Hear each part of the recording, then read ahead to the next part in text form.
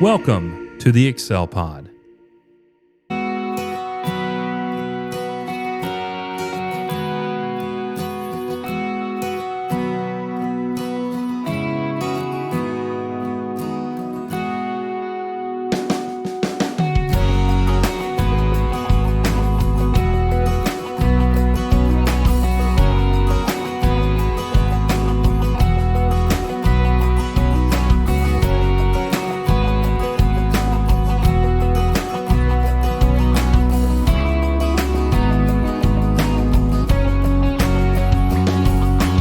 UNTIED Podcast, where we unravel the knots of life with faith, wisdom, and encouragement, because together we're here to untie from tradition and embrace truth through powerful Bible teaching. We are excited to have you with us today. This is our final episode of Season 3, where we will be discussing Psalm 142. This has been a great season for Corey and I to hang out together with you and for you to be with us. And we're just thankful that you have chosen to do so this season, as we've talked about the Psalms, the idea of the blessed man, as we have looked at the Psalms of David. And so we are, as always, excited to be with you, but know that this is the final episode of this season, but we're looking forward to being with you again as we plan Season 4 of the Untied Podcast, and where we'll have a whole new list of subject topics and studies and things to talk about, and so we're looking forward to doing that and being with you once again very, very soon. And so until we get up to all that kind of stuff at the end of the episode, we're glad that you're with us, and we want to go ahead and get this thing rolling with our normal beginning of this thing, which is what's been cooking. So what's been cooking, Corey? Well, have you ever set your Traeger on fire? No. You started with that right before we hopped on, and I've got to hear what this story is. Well, I'm still a newbie at the Traeger, of course. So I don't know that it's not something I did wrong, but I think I've been following all the instructions exactly as I should. But when we were celebrating Christmas this last week with all the boys there, the week before, when it was just Melody, Gannon, and I had smoked some hamburgers and some steak bites and some different things, pork chops, reverse seared them. I smoked them at 225 till they got almost to done temperature, and then cranked it up and seared them, and everything was wonderful. Well, I'm trying to do the same process with some stuff when everybody was there, and I go out at one point, and the Christmas lights had come on, and I don't know if maybe something with that made the electricity flicker a little bit or whatever, but the grill had turned off. So it had cooled down maybe to 150 or something like that, 120. Well, I just turned it back on and went back in the house, and I came back out later, and it's still, the temperature's falling. And I open it up, and it's smoldering, really. I mean, like there's too much smoke, and it smells like burnt smoke, not like hickory smoke. And so I start removing all the food and the grates and everything, and pull out that big sheet pan thing that's there that the grease slides down off of. And there's like a half of a corn scoop full of pellets piled up in there. And anyway, I don't know what's going on, but I've got meat that needs to be cooked. So I just turn on my Blackstone and throw it on there and finish cooking everything on the Blackstone. And as I'm working on that, you know, like when you're outside in the dark and something bright comes up behind you, you know, the light, there's a big light behind me, and I turn around and it's flames, giant flames coming up, you know. So I unplug it and I roll it to the end of the driveway so that if at the very least, all that's destroyed is the grill and not the house. And it looked like a 1842 fire in the town, and we set up a water brigade. Of course, all my hoses and all are put up, and my spigots outside are, got the thing cover over it and whatnot for freeze. And so we're taking bowls in and out of the house to get the fire put out. And anyway, we went ahead and done all of our stuff. And the next day I go out there and I clean all of it out. And something is wrong, because when I turn it on, it's like going, real hard, like that corkscrew thing is not turning right.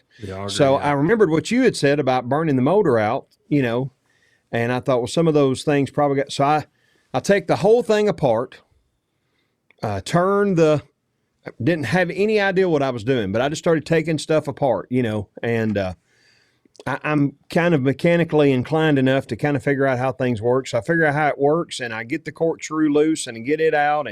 And one thing I will say on design, that little tube is exactly the same size as a hose for a shop vac. So it makes it really easy to clean out that tube. Got it all cleaned out, got it all put back together, and it started running. But like that little, I looked it up online, that little heat thing is supposed to get like red hot. Yeah. And mine was not. I mean, it was warm, because when a pellet would hit it, it would start smoldering, but it never. So I don't know if that element went out or the pouring the water made the element go. I'm not sure which came first, the chicken or the egg, but the element is what's messing up now. And of course, all that machine knows to do is if the temperature's not what it should be, keep pouring pellets. Right. So it had this huge pile that was kind of warm, and when I opened it all up, it gave it enough oxygen that eventually it caught. And so anyway, the whole inside was burned up, and we had to clean all that out. And I have decided now that I need to order me a new one of those elements, which is only about $20. But yeah. But I'm going to have to take the whole thing apart again to put a new element in it. But that's still cheaper than buying a whole new Traeger. But anyway. Yeah. So what's been cooking at my house is the grill. The actual grill. Yes. Yeah. Oh. And what's ironic is I've never bought like a really nice, expensive kind of thing like that. It's always been cheap, on sale, off-brand, whatever. The first time I really go and buy something and it was on sale, and I got it at a really good price for what they sell for normally. But to get what I got, paid a lot more money than I normally would have for something like that, but we use it all the time. Yeah. And like the fourth time I use it, I set the whole thing on fire. So well, I'm feeling like I need my training wheels back on my bicycle again all of a sudden. So yeah. Well, the good thing about a Traeger is pretty much everything is pretty cheap. As far as fixing, it's not a crazy, heating elements, $20. The motor itself is only, $20. I think it's $20. Oh, when I got to looking at the prices, I thought I should have just bought the pieces and put one together, and I could have done that cheaper than buying a whole one, Oh man, yeah, that's weird that it would all of a sudden go out. But just one of those deals, I guess. Maybe it's just a faulty one, but yeah, I haven't ever had a problem with that. But you're right. If that thing goes out, and it's just feed. Yeah. So, and it had I think it had it so covered up with pellets, it couldn't get enough oxygen to actually light on fire. Yeah. Did you turn it just straight back up to temperature? Yeah, because I didn't know. I didn't know what I was doing. I didn't know what was wrong. I thought the electricity just went off, and I'd turn it back on, and it would be fine and dandy. But yeah, what I do if anything like that happens, I put it back on smoke, and that way it feeds the pellets in, and then gets the smoke rolling again, and then turn it back up to temp, and that would help. But if you it's still under warranty. Yeah. It's still under warranty, but I hated turning it in on the warranty because I'm not sure that it's something that I did or something that it did. So, well, yeah, I don't know. When it I goes didn't feel off, I didn't feel comfortable turning it in like it was their fault when it may have been my fault. But I will tell you, I'm not trying to blame it on you. I will tell you, it's the first time that I didn't do everything exactly according to the rules, because it's the first time that I took some of those charcoal pellets and mixed in with the regular pellets. So I told Matt, that's the first time I use a non-Traeger pellet, and here's what happens, which that's not what caused it, but I was jokingly, but I said, you wait till I talk to that Garrett Bernathy next time. I'm telling you what, he set me up for disasters, all he did. But I'm here to help. I'm here to help. yeah. Oh man. No, that's not what it was. And I'll tell you, when it started, I will say you were right about how much more smoke it produces with the charcoal. I mean, you could tell when I first got it cranked up. I mean, it was smoking way more than it normally does, and I like that. So yeah, that charcoal is good stuff, man. Mix it with whatever, and it just really, I don't know, it just regulates better. I love the flavor that charcoal brings anyway. Yeah. So it really is a good addition. I didn't ask you what ratio that you use, but I just got it at 1-to-1, half and half. Yeah, that's what I think. I just pour one bag and mix it all together in a big old bucket is all I do. Yeah. So I think that's the best way. And I did, I've just used charcoal before, and of course, it works really well. And there's a lot of those guys, Heath Riles and some of those guys. That's what they, on some things, not everything, but on some things that they'll cook, they just do straight charcoal pellets. But I like the mixture of that and hickory. I think it really works well, or hickory, or whatever. But hickory is what I buy mostly. Every now and then I'll buy pecan or mesquite, but I really like the smell of mesquite. But hickory's, it's hard to beat, man. It just really is. Sometimes I've gotten hickory and apple, or hickory and cherry wood and mixed together. I hadn't done it with all I've used on the pellet so far is the hickory, and then the other night I used the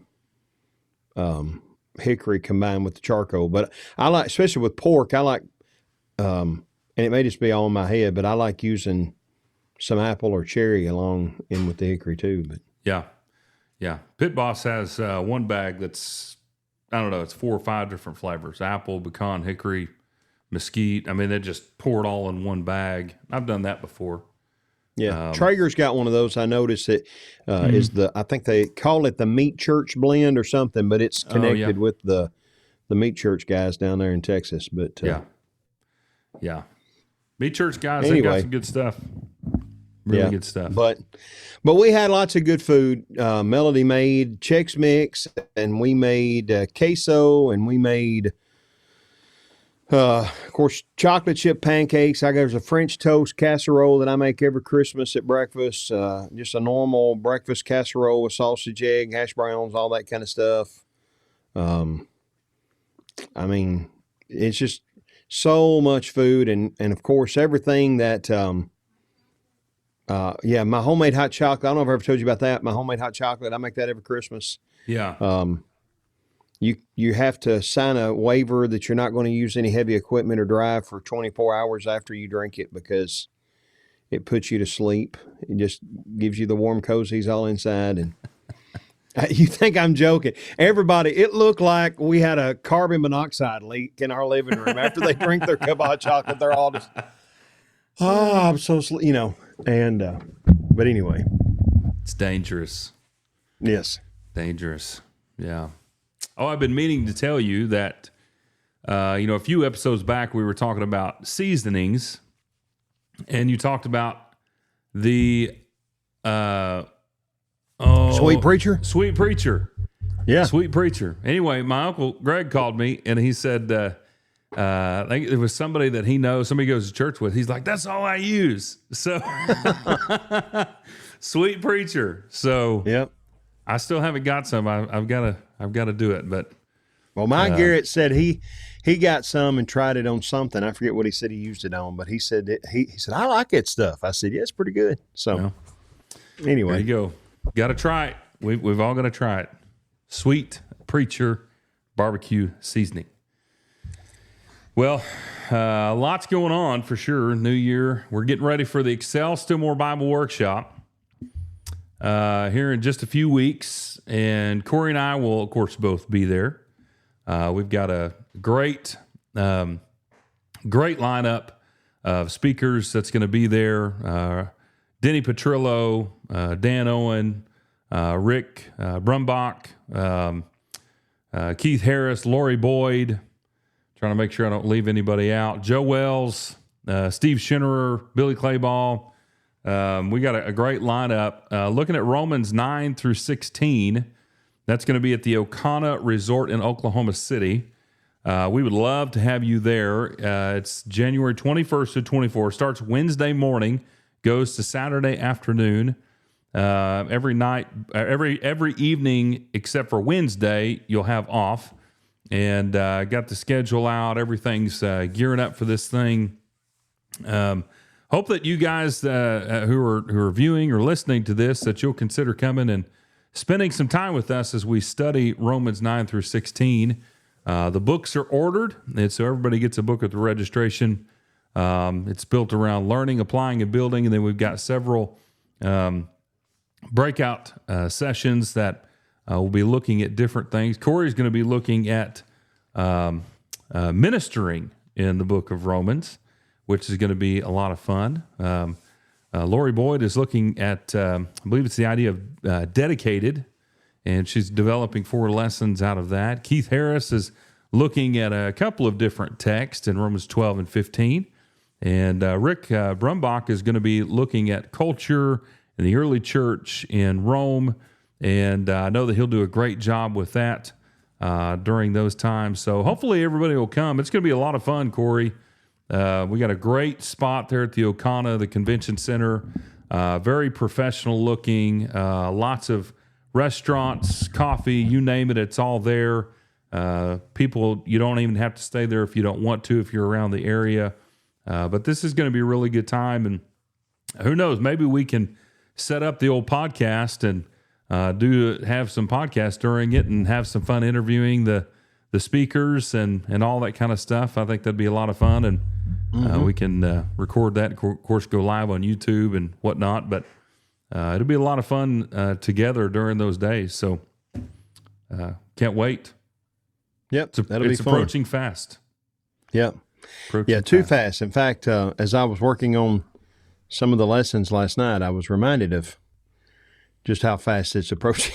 I need to work a little harder. So yeah, it's coming soon, and so we will be working on announcing, of course, after the workshop is over. We'll announce next year and the study coming out next year, and of course we'll have all the books that we've done. We have done. This is hard to believe, Corey. This is our 7th study, 7th workshop. We have done 1st and 2nd Thessalonians. We have done 1st and 2nd Peter, Jude. We've done James, of course, Romans 1 through 8, and now we've completed it with 9 through 16. So the Roman series will be over, and have plenty more stuff coming. And who knows? We actually have a lot of stuff coming. So. Stay tuned for that, and you can register at excelstimore.net. Come out and join us. Be a lot of fun. Well, Corey, we are in Psalm 142 today, and we are have the theme, You Are Not Alone. And so this will be another good psalm of David, and we'll go ahead and start bringing this up. But looking forward to this study together as we look at Psalm 142. And of course, that's we have a couple of connecting points. I've been having some trouble getting my other screen to pull up. Doesn't look, there it goes. At any point that this thing starts to not work, we'll pull off of it and just have us. But we're connecting this back to 1 Samuel 22 in verse 1. really that section in there, and then or 24 verses 1 through 5 or so. We have 3 in our show notes here that you guys can check out on our in the show notes and in any of the ways that you're viewing or listening to this. So it'll all be there for you. So, Corey, let's go ahead and get this thing rolling. You want to introduce our psalm, and then we'll get to talking about things. Yeah, well, Psalm 142 is it's a lament. It's also a bit of a didactic because while he's calling out the Lord, he's teaching. In fact, it's in the title it tells us it's a maskil of David. So he's teaching with this, telling them that when I'm in this situation, this is what I do, and obviously the lesson is that it's what we should do. And like so many of these that we've talked about, it's so applicable to our life because David is in a point where he feels all alone, and rightly so. And that's a position that a lot of people that even today, I'm sure you've ministered to a great number of people that they feel like they're all alone, whether it's, whatever they're going through, a diagnosis or financial issues or marital trouble or whatever, they just feel all alone. And even at times we know we're not alone, but that's still the way that it feels. And same case with David.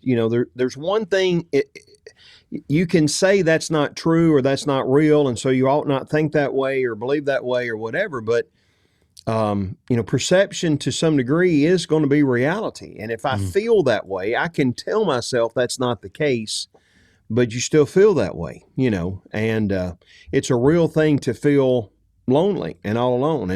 And so one of the things that this psalm reminds us of is that with the Lord you're never alone. You may be removed from you may be serving overseas in the military, or you may be one of the National Guard members. Somebody listen to this may be one of the National Guard members that got activated, and you're serving in Washington or Memphis or somewhere away from your family or whatever, but you're not alone because God is always with us. And David knew that. He feels alone, but that's why he's calling out to the Lord. So the text that you all referenced all have to do with David being in the cave there in 1 Samuel 22. Saul's after him, trying to kill him in the previous 3 or 4 chapters. And David feels he's in this cave. He's surrounded by Saul and his army and his supporters.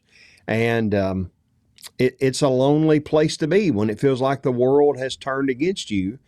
But even though he's alone and even though he's powerless, David knows that he can trust in God and that God will hear him and help him. So a lot of different ways that you could break this apart. And I've in my notes got several ways that different people have broken it apart. It's only 7 verses, but still I've got it broken down into 4 sections. The first one is verse 1 through the first line, the first half of verse 3 of David's cry. And then the second line, the second half of verse 3 and verse 4, he's talking about his enemies and the position that he's in. Verse 5, David's salvation, talking about God and how he's the one that he can turn to. And then David's request, verses 6 and 7, what he's actually asking God to do for him. And some people will combine a couple of those or whatever and just make it 2 or 3 different sections. But it's also maybe a bit of a trust element in there involved as well because of what he says in verse 5. But as I have preached it and taught it, that's kind of the way that I've broken it down. But it's a great psalm, another one of these great psalms to preach and teach because it's dealing with an emotion, an application, a situation that everybody has felt, is feeling, or will feel one day. But it's also only 7 verses, so it's a pretty easy text to work through in a 25-minute sermon or whatever.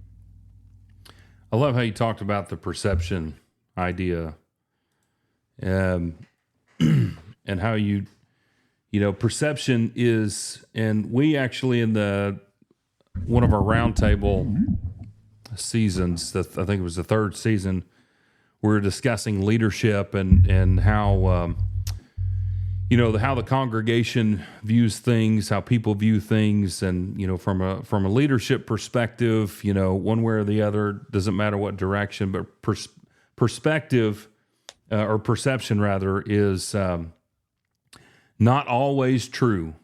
In many cases, it's not true. Mm-hmm. However, perception is reality in many ways at the same time. It's an interesting thing to think about.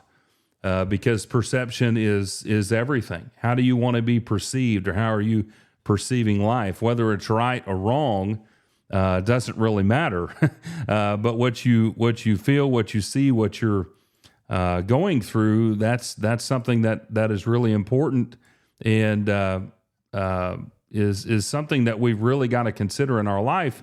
And David's perception of a lot of things is can be bleak at times. That's right. And our life, we can have that same perception. Even if our life is tremendously blessed, we have everything going for us. It's easy to get in that hole, and you get into essentially quicksand, where, or you call it quicksand. We've talked about the box before, and whenever you get in your box or you get in that quicksand, you step in it. And pretty soon, your mind is on this journey downward, where everything is turning against you. Life is not what you think it is, what you hope it to be. You can start looking at people or looking at situations or what others are going through, and begin coveting, and begin really having deep feelings of jealousy and selfishness and pity. And I mean, there's just so many ways that so many roads that you can go down with this idea of perception. And it is a real thing that all of us go through. None of us are exempt from it. But it seems that, especially when we are in, we'll take the negative side, when you got something that's going on that's a little bit hard in life, if you're not easy, you can create your own perceptions, whether they're right or wrong, real or not. You can make that perception a reality in your own mind, and that can get you in trouble. In a lot of different ways. I'm not saying, physical trouble from anybody. I'm not saying that, but, from a mental standpoint, you can really get yourself in trouble by having the wrong, having a certain perception and stepping in that quicksand where every step gets deeper and deeper and deeper. And it can really create a hard time in life. Yep. And that's the key is, understanding you can tell people, well, I feel all alone. Well, you're not. Well, people aren't going to say, well, okay, I'm not, and suddenly feel better. Yeah. And that's where this comes in, the idea of ministering.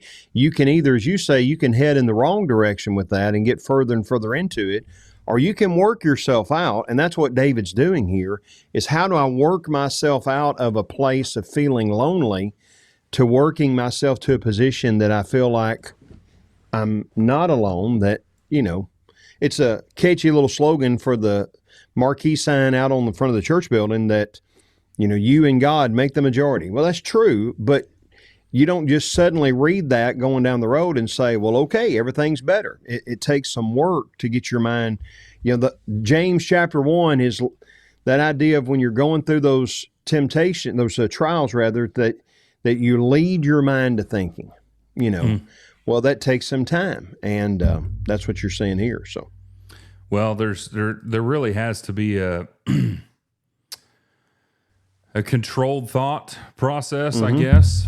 You really, I've heard this a lot, and I've heard it from different preachers. I've heard it from, I've said it, but being intentional in the way that you think about life, about anything, being intentional, and having this mindset that kind of draws this line, has boundaries, that says I'm not going to think about things this way, and if there's something that's going to lead me into thinking that way, into that direction, then I'm going to stop right here and I'm going to turn the other way.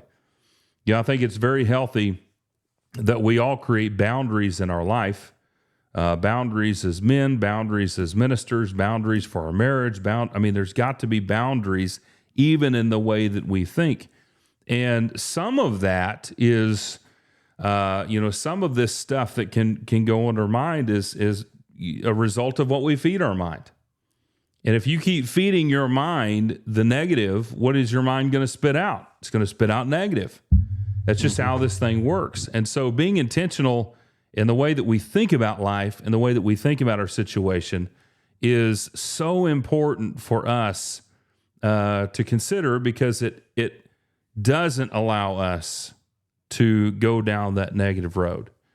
And I think that's really something important for us to consider, because even though we haven't really talked about this word, perception really is something that has been completely, engulfing our conversations.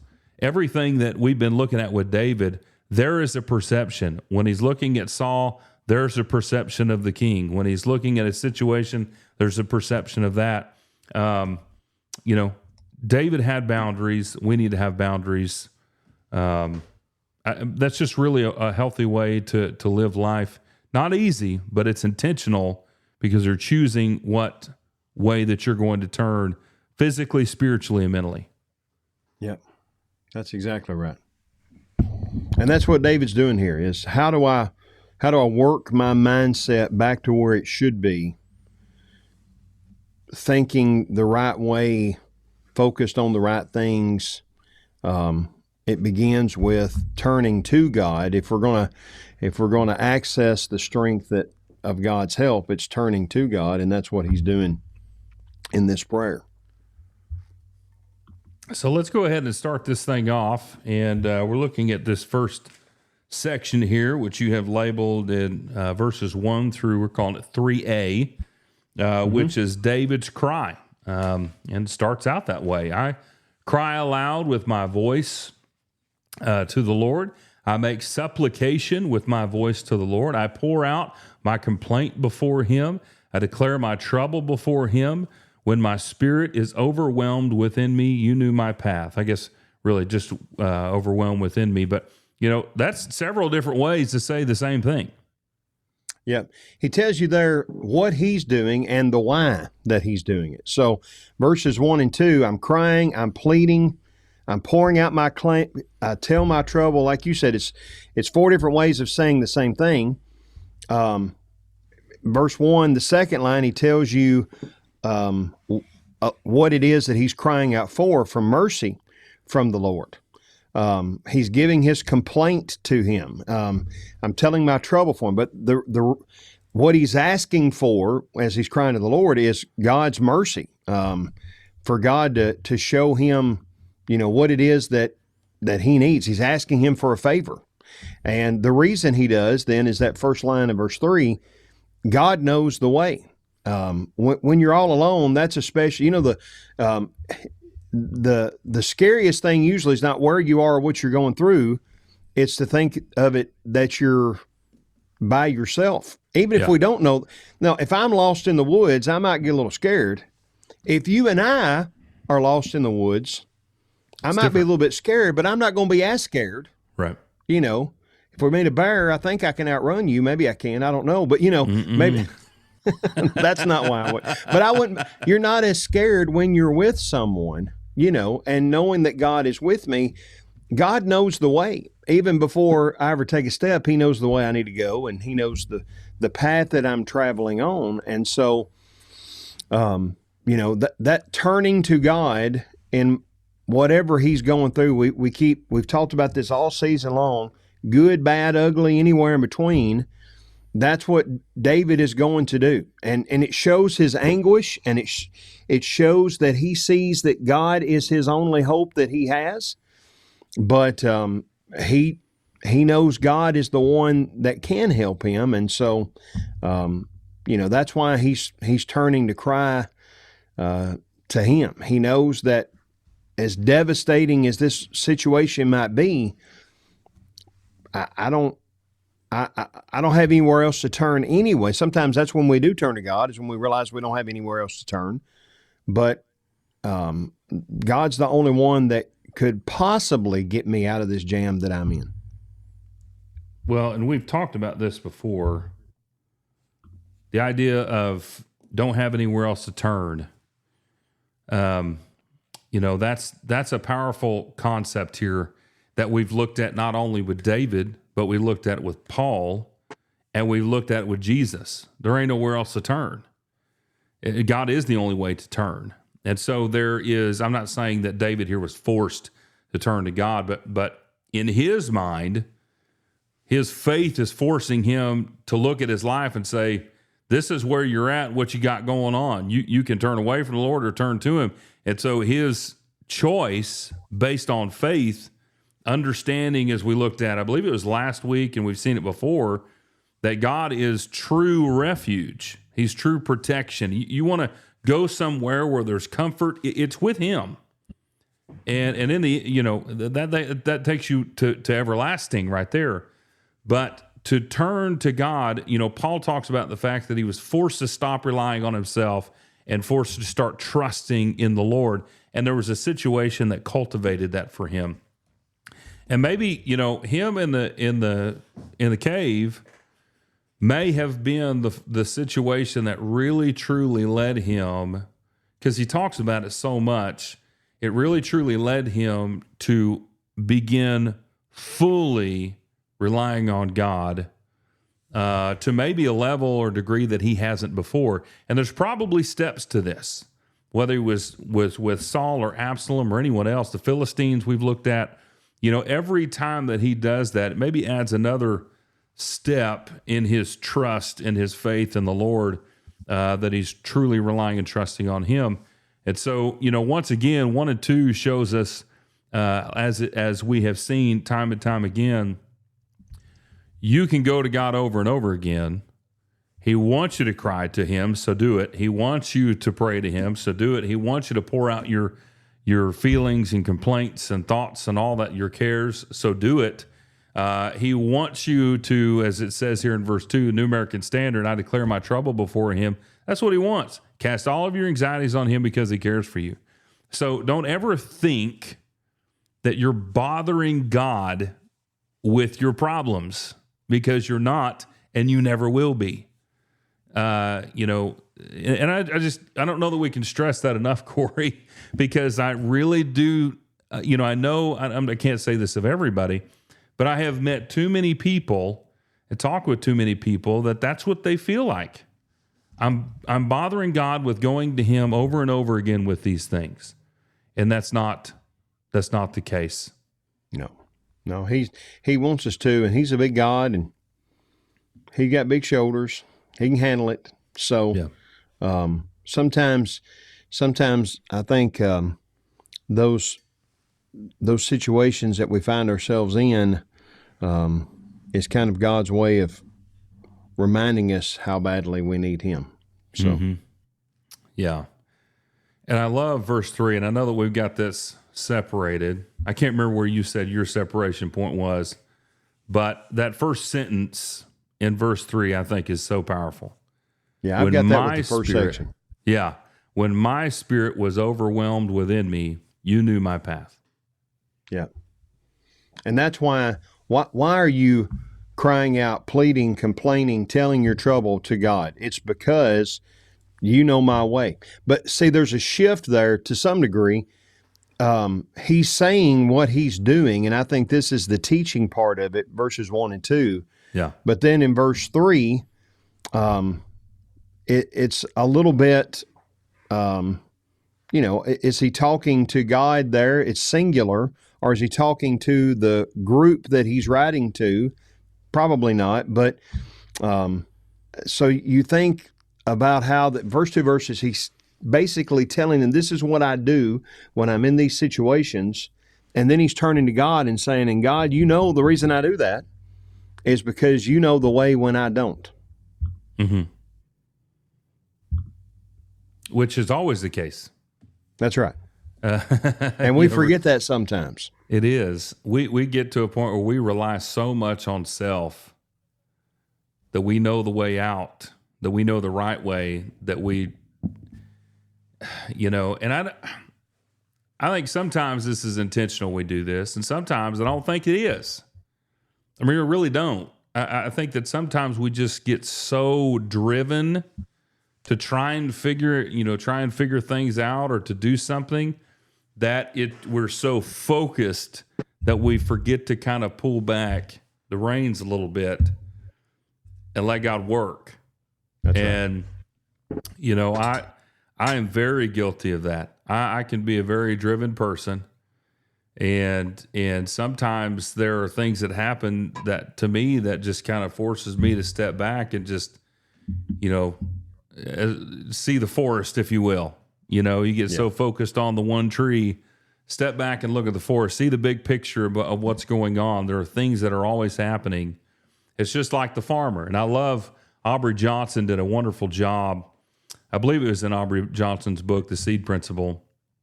He did a great job with helping to see that, even with the farmer does a lot of work.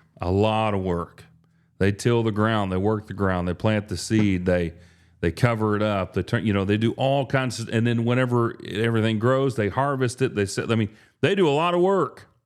But if a couple of things don't happen, they don't have a job. Mm-hmm. If that seed that was created by God doesn't sprout as God designed it to do, then it never grows. If God never sends the rain, it never grows. If God doesn't supply the sunshine that the seed needs, then it doesn't grow. So in all the work that the farmer does, the farmer is completely reliant upon the Lord's design and creation. Now, if we apply that here, it can be the same concept that we need to take a step back and allow God to work. We do the work around what we need to do, but we let God work in the situation. And I just think that this is such a powerful statement that we all need to step back and realize what he's saying here, because our spirit can get so overwhelmed with things, whether it's on purpose or not in purpose. Life sometimes happens, but we can get so overwhelmed. Even in your state of being overwhelmed, God always knows the path out of that current place every single time.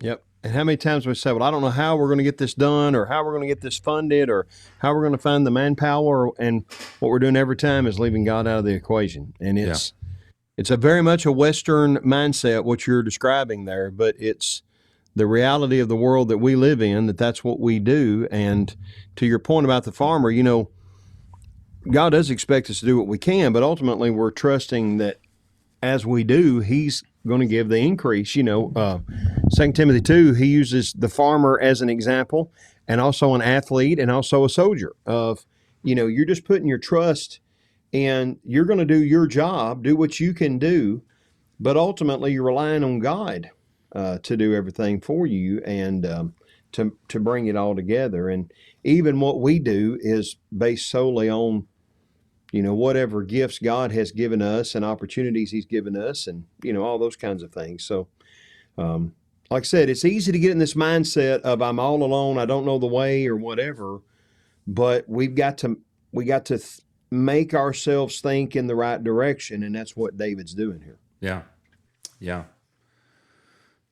So, going on in verse 3 to our second section here, he says, really 3, we'll call it part B. In the way where I walk, they have hidden a trap for me. Look to the right and see, for there is no one who regards me. There is no escape for me. No one cares for my soul. This is a deep place, Corey. A very deep place. Now, you remember the old Hee Haw show? Did you watch that when you were growing up? I didn't watch it, but I know. I've seen episodes and things of it. Yeah. This is a little bit of a rabbit, but this is one of those things like you see it come on one of these retro channels, and you're like, "Hey, boys, we watched this when we were little kids," and like the first scene that has any females in it and how they're dressed, I'm covering up their eyes as quickly as I can, and like, why did my parents let me watch that? But anyway, but there's this scene. It's stuck in my head of deep, dark depression, excessive misery, If it weren't for bad luck, I'd have no luck at all. Gloom, despair, and agony on me. Well, Yeah. deep, dark depression is what David is in. Second half of verse 3 and verse 4. These enemies, they've surrounded me. They've trapped me. Everywhere I look, there's no escape. Everywhere I look, there's no one who cares about me. I'm all alone. That's the way that I feel, that the whole world has turned against me. And these enemies they've laid the perfect trap. We would look at it and say, there's no way out. There's no escape. It's over. They've chased you to now you're in a hole in the ground. There's nowhere to run. There's nowhere to hide. There's no way to escape this. Now, again, you go back to 1 Samuel, there is a way. God provides a way. But again, we read what happens there, but we come over here and we see what's going through David's mind. And what in the story, it looks like, oh, David's so brave and he's so, he's not.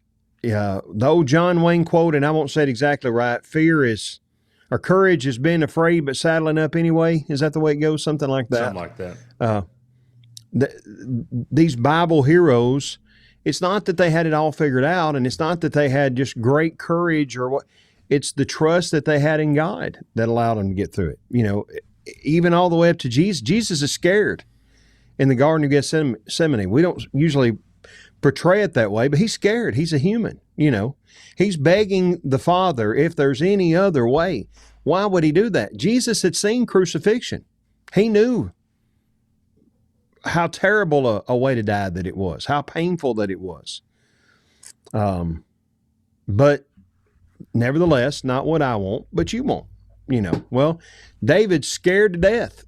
There's no way out, but I'm going to turn to God and do what God wants me to do. And that's, again, that doesn't happen at the flip of a switch. You don't read a psalm and say, all right, I'm good, but it's being in prayer, being in the Word, leading your mind to think that way that helps you get out of those holes that we dig for ourselves sometimes.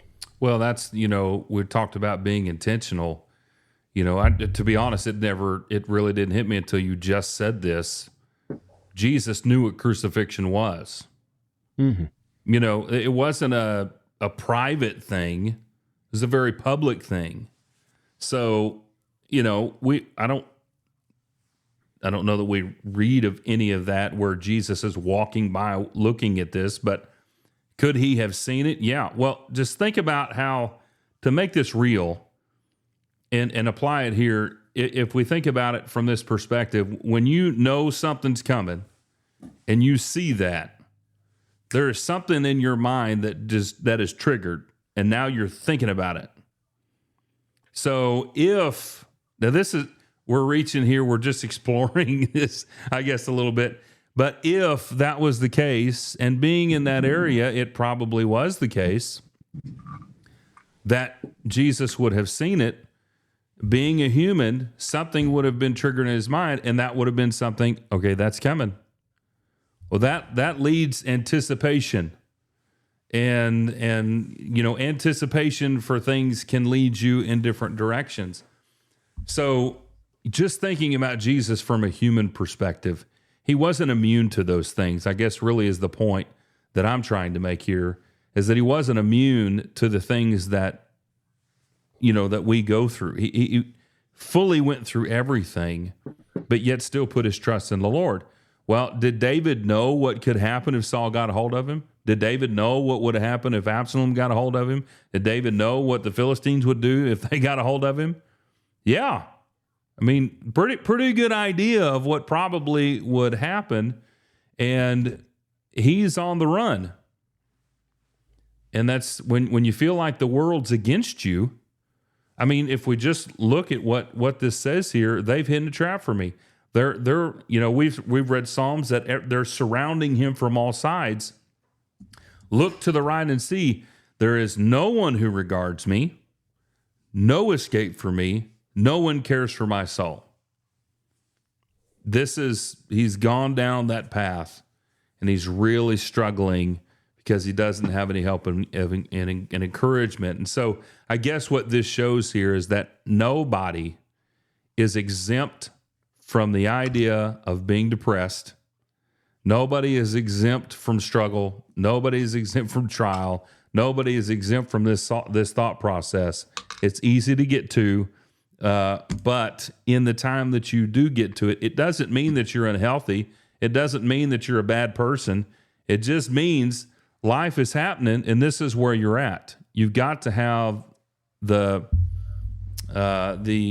ability or the focus to be able to look to where you need to look, to gain some refuge, some confidence and courage to either look at life differently or to move forward. When you're down the dumps, the only way to get out is to move.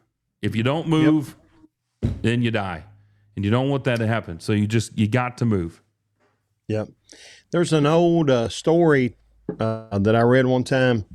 I'm sure it's not true, but of a man whose mule fell into a well, and it's down deep, and there's no way that he can get him out.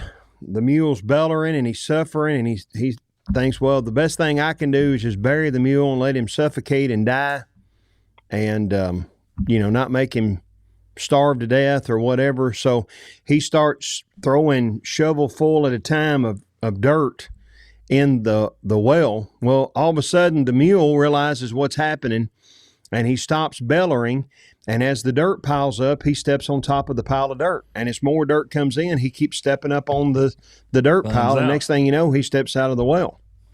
Now, I don't know that that's a true story, but it's kind of the way, we're in the well, we can bellow about it, or we can take the steps to get out of it, which is what you're saying. Yeah. And if we're smart as a mule, at least, maybe, we would have enough sense to try to do that. It's not, as you said, depression is not, we're not immune to it, and it's not indicative of a lack of faith or trust. It's not indicative of a lack of spirituality. It's just part of living in this world. And but at least cognitive depression that comes from what now, there's chemical imbalances and all that, to clarify, but the depression we get into by how we're thinking, it's like you said, we got to be intentional about our thinking to take those steps out of it. Mm-hmm. Yeah.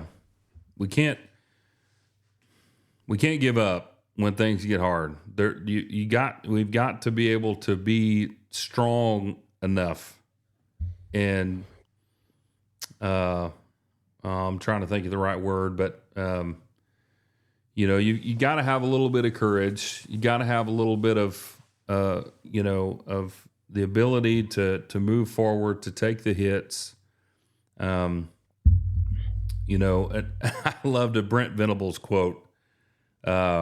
He said, and I heard it just on one of the hype videos is where I heard it, to be honest. He said, a man who has been through pain, he doesn't walk the same. Mm. That's powerful. Yep. That's powerful. And it's true.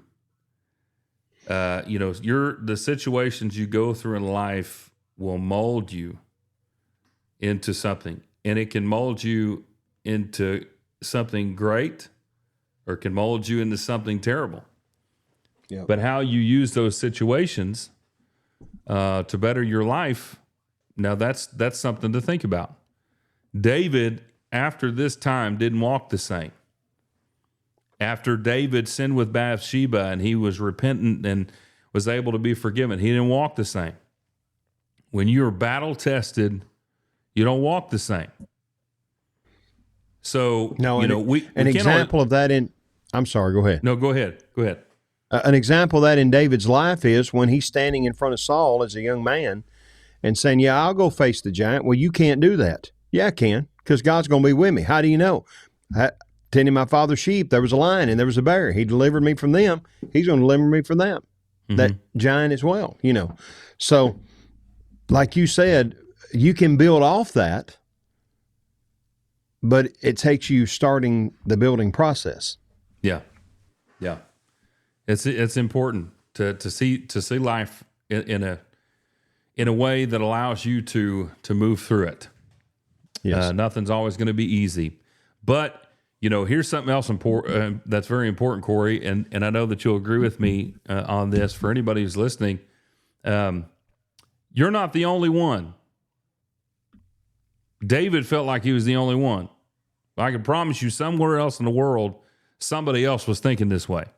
So if you are feeling this way, you're not the only one. You can believe that you're the only one, but you're just lying to yourself. You are not the only one. Other people are going through this too. Now, this doesn't diminish how you feel, doesn't diminish what you're going through, what you're struggling with. All of that is still there. But what we're saying is that you really are not the only one. So don't get in the mode to feel like you're the only one and believe that you have to deal with this all on your own. There's a lot of people that have gone through a lot of stuff, and they can help you through it. There's always a way out. 1. Yes. So that's really important. And that takes us to verse 5. It's also an old Michael Jackson song. You are not alone. Oh, brother. You weren't expecting that one, were you? That was so out of left field. Oh, my goodness. All right, verse 5 is a critical verse. It is, I think, the hinge point of the whole psalm. And it's where there is the dramatic turn from lament to seeing what the solution is. So it says, I'm just giving you time to recuperate there. Yeah. Get my focus back. That's right. I cried out to you, O Lord. I said, you are my refuge. My portion in the land of the living. The way it was written here, I thought, oh, refuge. Well, that's it. No, there's more to it. My portion in the land of the living. This is, I think you're right. This is the hinge. It's a turning point. And every one of us has to come to a turning point. You can balk, you can cry, you can sorrow, and you need to. You need to do all that stuff. You need to mourn. You need to go through that stuff. But at the end, you got to make the turnaround. I cried to you, O Lord. I said you are my refuge, my portion in the land of the living. And then, of course, he goes on. We'll talk about it here in just a minute. But this is a place that you have to come to as well. And this is often at times, I think, and tell me what you think, Corey, that people can be maybe at their most frustrated. I've been crying to you. I've been talking to you. I ain't heard nothing. Where, as David has said, where are you? How long will you hide your face, O Lord? We've seen that. Job, we've talked a lot about him. He cried out to God, couldn't get anybody. He was seeking somebody to speak to God on his behalf. And we've seen that in a lot of different places. This can be a very frustrating place. However, to continue to reach out is very important. And a person who's reaching out like this and even being frustrated, I've often said that the person who can be most upset with God is the person who has the best relationship with God, because they're upset for a reason, they're frustrated for a reason, because their faith is so strong that they keep reaching out and they're not getting the answer, whatever that they're anything. And so I think that's a sign of a healthy relationship, because you're continuing to reach out. And I think that's what David's doing here. He has a healthy relationship, and that's what brings him to this point. Yep. And then, he said in the first 2 verses he was crying out to the Lord. Well, verse 5 here is, I want to think, I'll make sure here, it's perfect tense in Hebrew, so it's a completed action. So there comes a point where, I've got to let God do his thing, mm-hmm. and his timeline is not always our timeline. We've talked about that before. Mm-hmm. But notice what his confidence, where his trust is. You are my refuge. And we have noticed this several times in the Psalms, him talking about this. God is the place that I can go to for safety. And it's not the cave right now that's keeping me safe. It's the Lord that's keeping me safe, And then my portion in the land of the living, which is a very interesting way to put this, because that word that's translated there as portion is the same word that you see over and over in Joshua and other places where it talked about the distribution of the land of Canaan to the different tribes. Mm-hmm. So there it's like, this is the portion of land, this is the spot of land that is given to you that means that you are going to live in the land of Canaan. And he's using this a few hundred years later, he's using this to say that God is the portion that allows me to live in the land of the living, the promised land of life, that I get to be here. In other words, what he's saying is that God not only is keeping me safe, but he's going to make sure that I stay safe.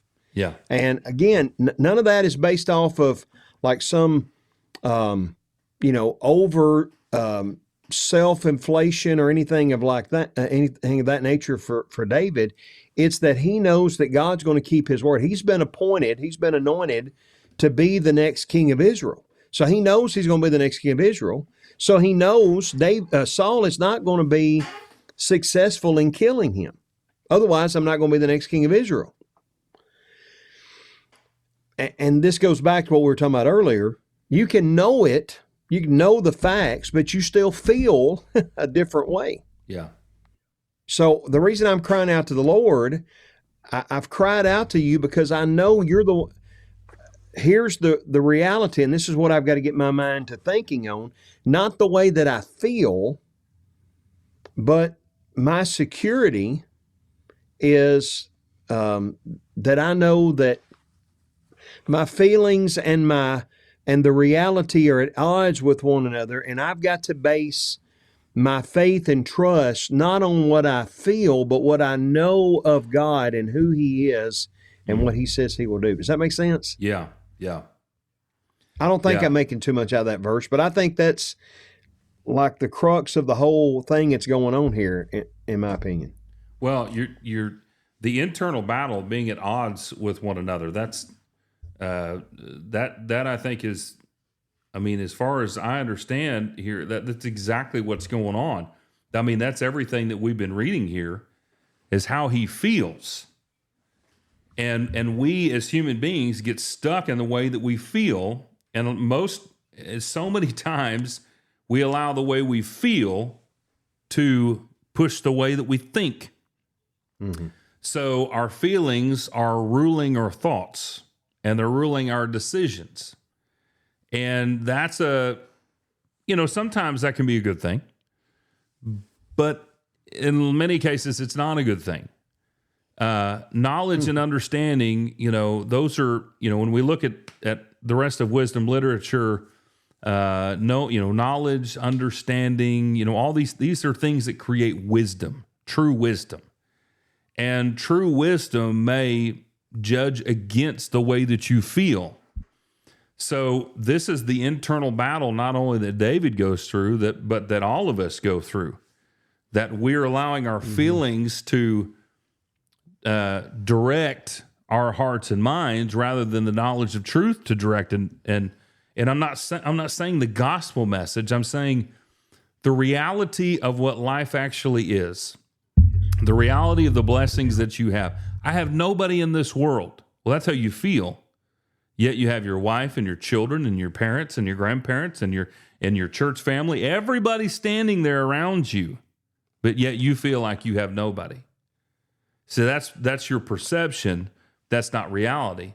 So your feelings are driving your thoughts, and that's not the way that I'm not saying there's anything wrong with having feelings. I'm not saying that. I'm not saying that sometimes your feelings don't just need, this is how I feel, get it out. I'm not saying that's wrong. I think that's very healthy.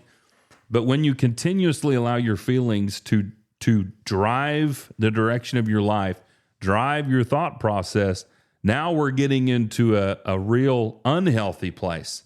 And so this internal battle that David has here, he's got his feelings, like you said, that are going one direction. He's got his faith that's going another direction. These two are meeting head to head, and this is where he is. And so I think it is the perfect hinge point, as you said, because this is the true struggle.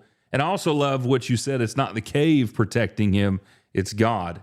And I feel like most of the times we feel like we're in a cave and that's protecting us. In other words, we're in our shell, we're sinking back, we're hiding our true, it's almost like we're a cave in our heart. Well, and we feel protected, but in reality, we're not. Mm-hmm. Yeah, it's balance. God didn't expect or intend we have feelings because God made us that way. Yeah. I mean, God has feelings and expresses those feelings.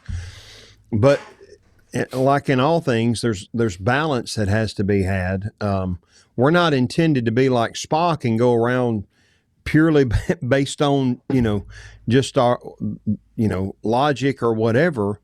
But at the same time, we're not just supposed to rely on our feelings as well. There's a balance that's involved there. And, but the main thing is that I'm in control of the way that I think and I'm in control of the way that I feel. And I've got to lead my mind in the right direction about those things. Right.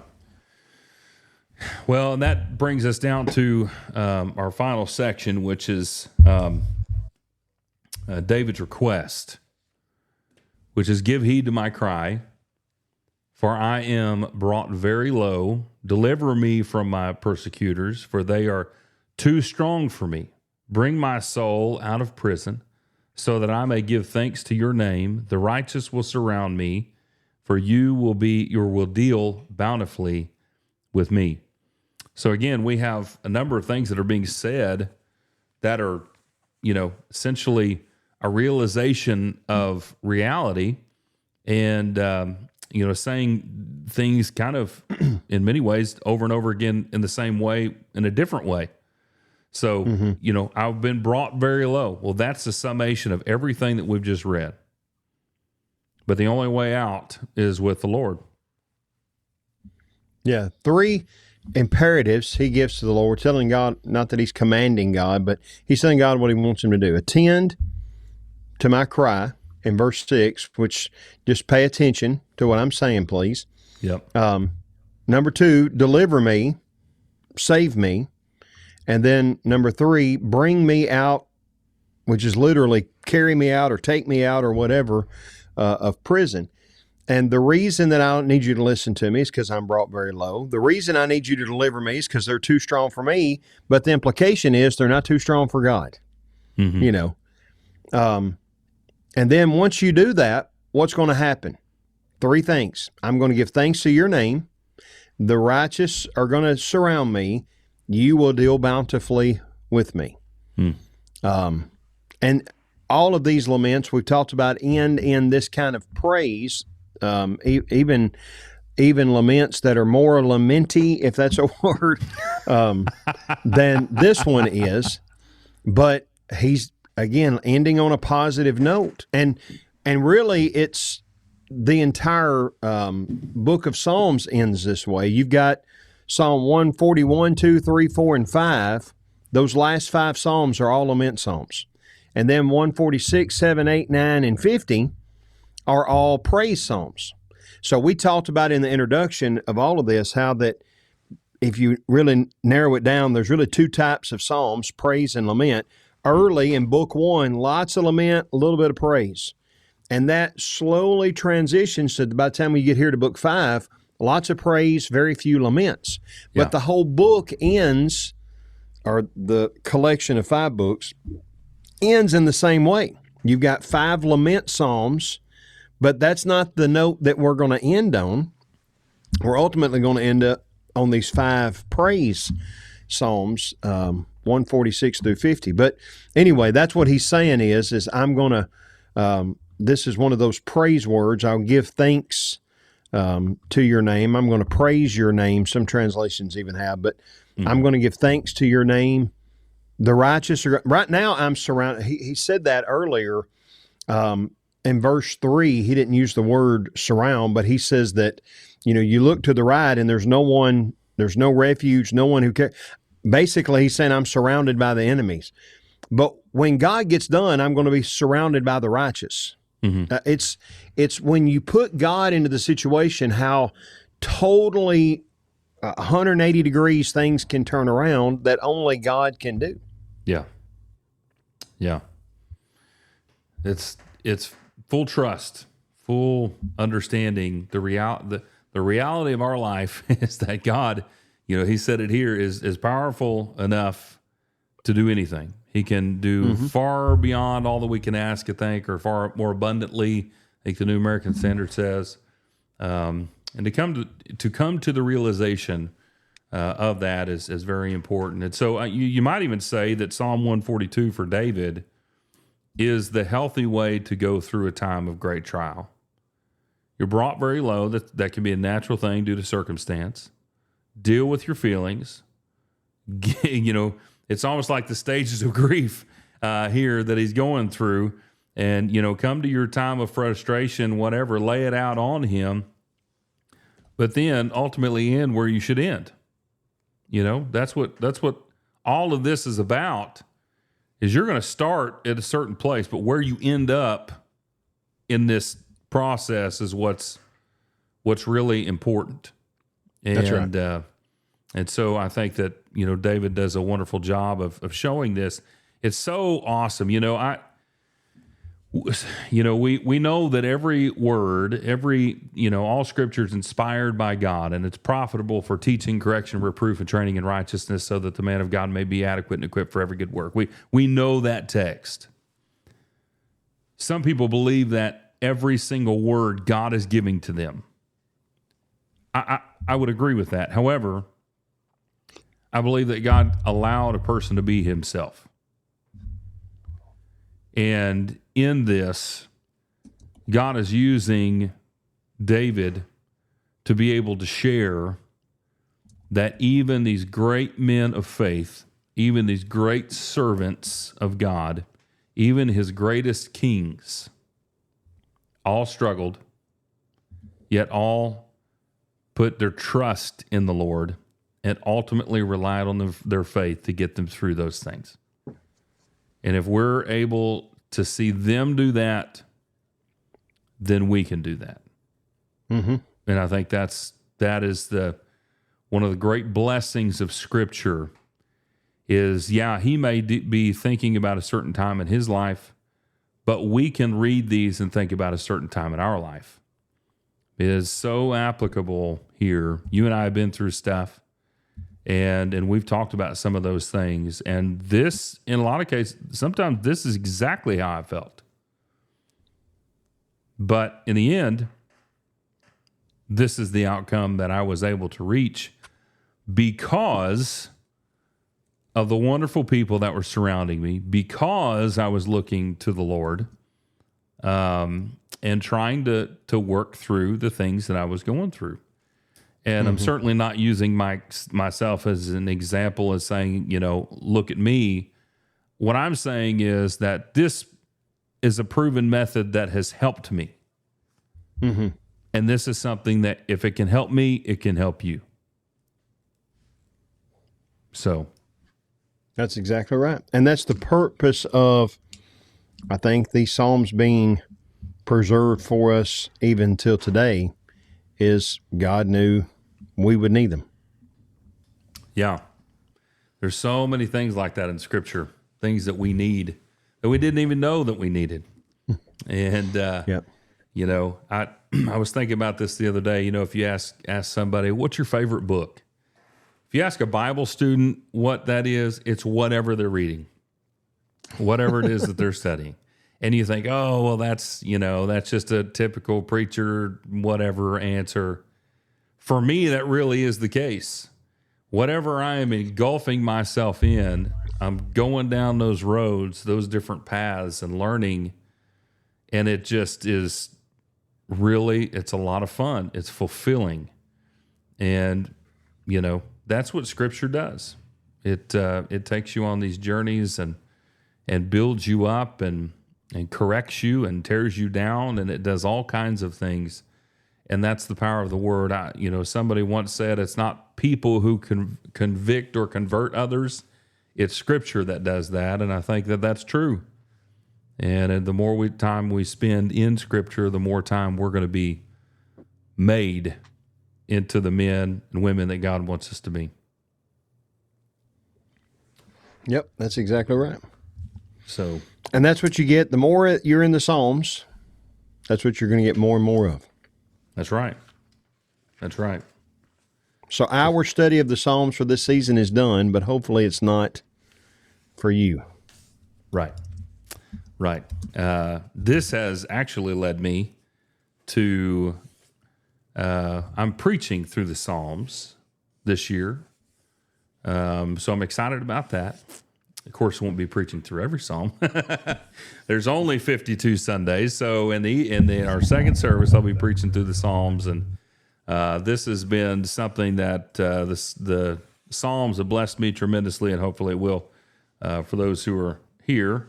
And so, of course, I know that we would both encourage anyone who's gone through this with us to start studying on your own. Study these Psalms on your own. Break them down. And remember, these are not meant to go fast. Go through them, meditate on them, and consider them for your own life. Well, Corey, that is, I'm so thankful for another study with you. Surely, I'm looking forward to season 4. That will be right around the corner. We'll be announcing when that will come out soon. It will be probably a few weeks. We've got as we stated before, the Excel More Bible Workshop is coming around, and we will probably, I think that we're going to do a special podcast at the workshop. That'll be a lot of fun, but we'll, at some point after that, start our new season. We'll announce that to you as that time approaches. So, but Corey, before we start signing off for season 3, you have any closing words you'd like to say or leave us with? I wish I was wise enough to do so, but just get in the Psalms and study the Psalms. And I tell every class that I ever taught Psalms, can't teach them all and can't obviously flesh out everything, but if you can love the Psalms and love the God of the Psalms and love preaching the God of the Psalms, it's going to grow you closer and the people that you influence closer to Him. So, yeah.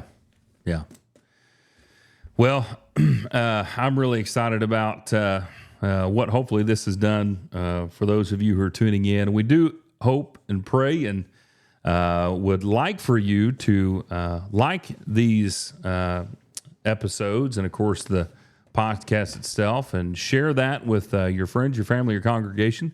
Help us to grow this. This is a podcast that's on the Excel Pod Network, and for the greater work of Excel More Inc. And of course, we're excited. Corey and I were talking about this earlier, that we added another podcast to our network, which is the Wednesday podcast with Matt and Heather Jones. They are out are they in Tennessee or Alabama? Clarksville, Tennessee. Okay, Tennessee. That's what I was thinking. They took the last train to Clarksville. The last train. They're at the Hilldale congregation, I believe, and doing a great job out there, and have a great podcast. Talk about the wins of the week and family and a lot of good stuff. Very positive, and so we're excited for them to join the network, and hopefully hope that you will tune in and check out what they've got going on. They just finished one season and are fixing to start another this week. So every Wednesday, the Wednesday podcast come out. And, of course, don't forget about Thinking Kingdom. Scripture Spotlight will be back with us hopefully soon. And also we've got road trips, and I feel like I'm forgetting one, but I think I've named them all. So make sure and tune into each of those on the family of podcasts at the Excel Pod Network. Well, this brings our season to a close with this final episode of season 3 of the UNTIED Podcast, where we are deeply grateful that you have walked with us through this season as we've looked at the Psalm, and we pray that all that we have been able to share, all that we've studied, all that we've reflected on together will be a true blessing to you and your spiritual walk with the Lord. We know that, at least for us, I can speak probably on behalf of both of us, that this season has been filled with highs and lows in our own life. Maybe it wasn't by accident that we were going through the Psalms, but through it all, we know that the Psalms will help and have helped us and reminded us that if we were endure in the word of the Lord, we will understand fully that God is near, and we can take refuge in Him and His love and care for us. We know that it's unwavering. So when life is weighing heavily on us, the Psalms can lift our eyes back to the faithfulness of God, and we can always rejoice in His love for that. So as we look to next season, we do pray that the Lord will continue to bless you in your daily walk with Him. We pray that you will remain focused on His will for your life, that you'll stay untied from all the things that will pull you away from the Lord and tie yourself firmly to His life-giving word. God bless you in all that you do, and until next season, Corey and I, hope that you will stay untied.